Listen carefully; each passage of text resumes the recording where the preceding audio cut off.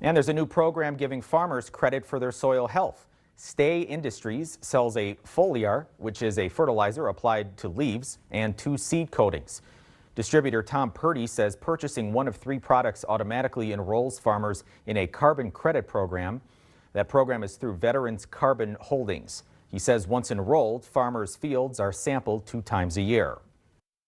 Put it through the plant into the ground to increase carbon content. He says the first ever carbon certificates will be mailed out to those enrolled sometime in the next few weeks. If you want more information, you can look for this story on our website as well. And we do want to thank all the exhibitors and guests for helping us make another successful KMOT Ag Expo.